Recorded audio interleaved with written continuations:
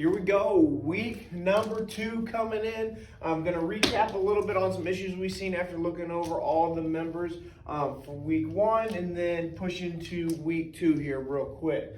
So first thing, overall, it looked like a pretty good week. A couple things I want to hammer down again, week 1 and 2, I told you guys are going to be the hardest, especially learning MyFitnessPal, learning your foods, and then those that are struggling a little bit may have had some issues on week 1.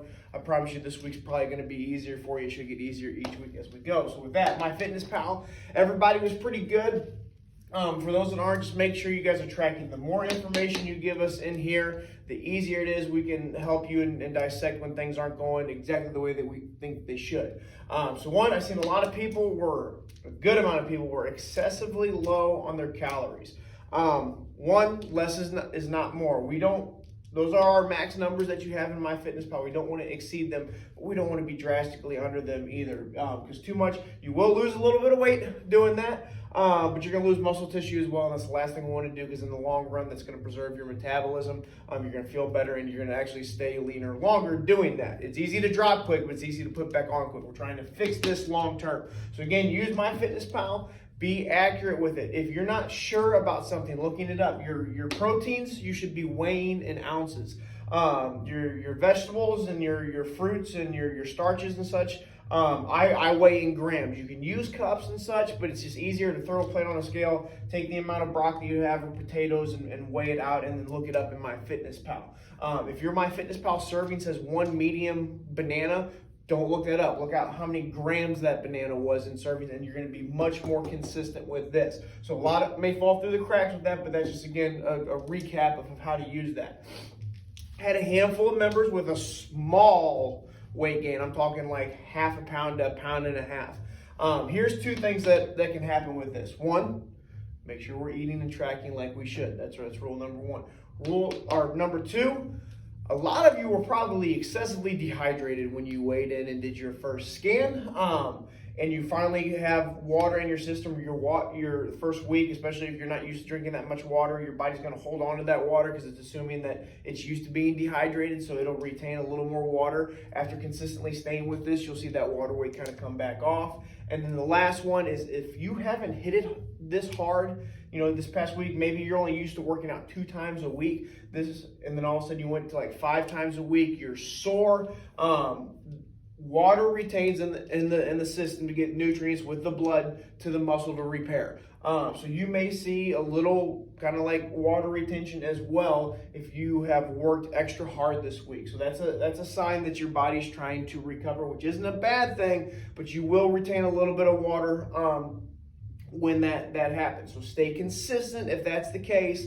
See what this next week looks like, and then you'll see your body starts recovering a little better. Your body's just kind of an overall exercise shock, which isn't bad, but it takes a little bit. And with that, when you're tracking those, make sure, especially for those that are getting close within the calories, but you didn't quite see the weight loss that you wanted to see, make sure your macros are in the proportion they should be. I was seeing a lot of people who were within their calories, but the protein was too low and the carbs were way too high. Your body's going to work much better with the protein being higher and those carbs being lower, so make sure we don't exceed those carbohydrates. So that's really all I have over for week number 1. Again, overall, it was great. We want to be consistent. I've heard people complaining that they lost only 1 or 2 pounds. Again, consistency is the key, guys. If you're to lose 1 or 2 pounds, if you lose 1 pound every week, you'll lose 52 pounds in a year. That's a drastic amount of weight. We want to make sure the weight that we take off, we keep off, and we learn how to live this way is the idea. So again, be consistent. This is what it's all about. 1 pound or 2 is something to really celebrate. Heading into week number 2. Week number 2, we should have an idea from week number 1. Hope everybody's spirits are just as high. Everybody's just as motivated. Make sure we're prepping. Again, I like to prep my proteins and just throw in some random vegetables. That makes it easiest for me. The majority of members should get a calorie adjustment, and your macros will stay the same. They'll stay the same percentages, so don't worry about changing those. Remember, there's a video in the previous feed that you can find on that little YouTube link as well, showing you how to change your calories in MyFitnessPal. If you struggle with that, message your coach. But everybody who has been progressing or kind of hit their compliance marks, we're going to show that the calories are going to drop a little bit, but the macros are going to stay the same percentages, okay?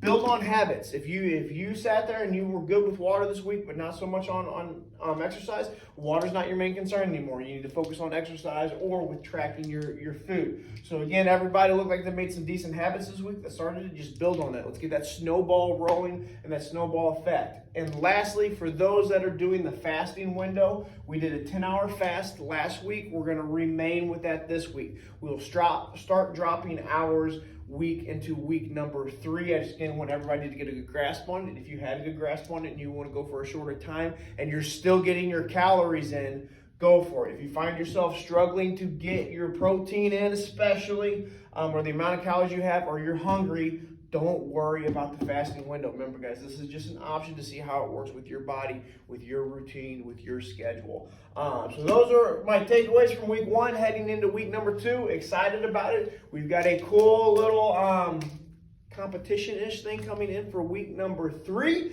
that we'll keep you guys in the loop for later this week. But keep working hard, keep pushing, and we will see you guys in the gym.